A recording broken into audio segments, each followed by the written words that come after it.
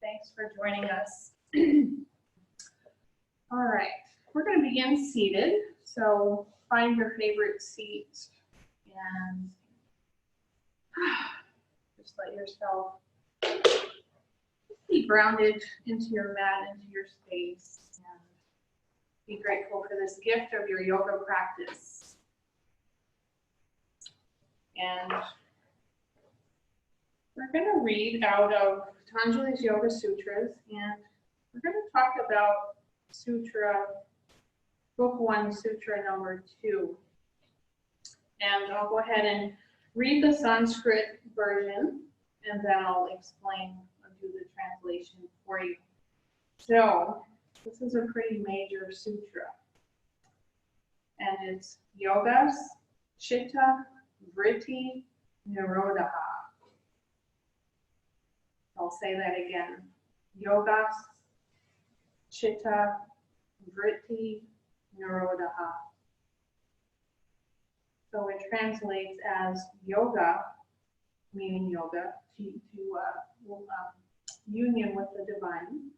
Chitta is mind stuff, mind field. Vritti is modifications, and nirodhah is restraint. So the full English translation is the restraint of the modifications of the mind stuff is yoga. In this sutra, Patanjali gives the goal of yoga. For a keen student, this one sutra would be enough because the rest of them only explain this one. If the restraint of the mental modifications is achieved, one has reached the goal of yoga. The entire science of yoga is based on this. Patanjali has given the definition of yoga and at the same time the practice. If you can control the rising of the mind into ripples, you will experience yoga. So to further illustrate this concept, I like the little cheese story that he goes on to explain. And it goes forward like this. For example, say you are sitting quietly enjoying the solitude when a nice smell comes from the kitchen. The moment the manas, the mind, records, I'm getting a fine smell from somewhere, the buddhi discriminates. What is that smell? I think it's cheese. How nice. What kind? Swiss? Yes, it's Swiss cheese. Then, once the buddhi decides, yes, it's a nice piece of Swiss cheese that you like you enjoyed in Switzerland last year. And then the Makara says, oh, is that so? Then I should have some now. These three things happen at one time, but so quickly that we seldom distinguish between them. So the modifications give rise to the effort to get the cheese. The want was created, and unless you fulfill it by peeping into the kitchen and eating the cheese, your mind won't go back to its original peaceful condition.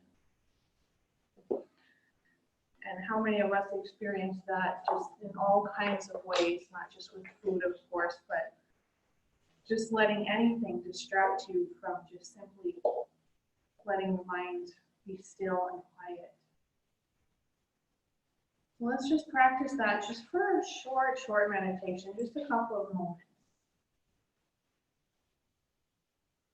And of course, the mind is never going to be completely still and empty of thoughts, but just notice if you can just let the thoughts float by instead of attaching to them and letting that monkey mind take over.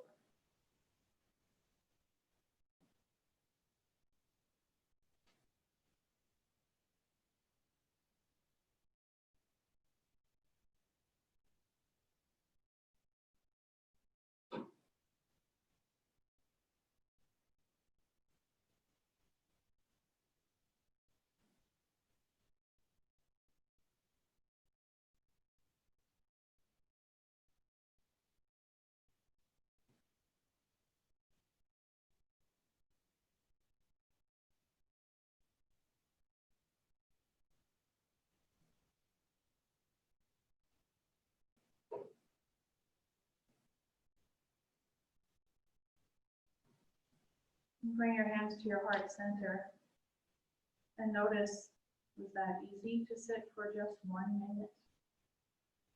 And allow your mind to not attach, not let the thoughts jump around. Let's share an Om together. Take a deep inhale. Om.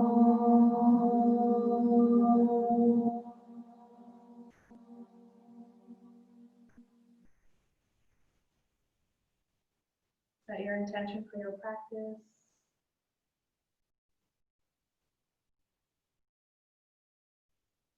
Maybe using this asana portion of your practice to keep your mind from wandering, from planning, from worrying,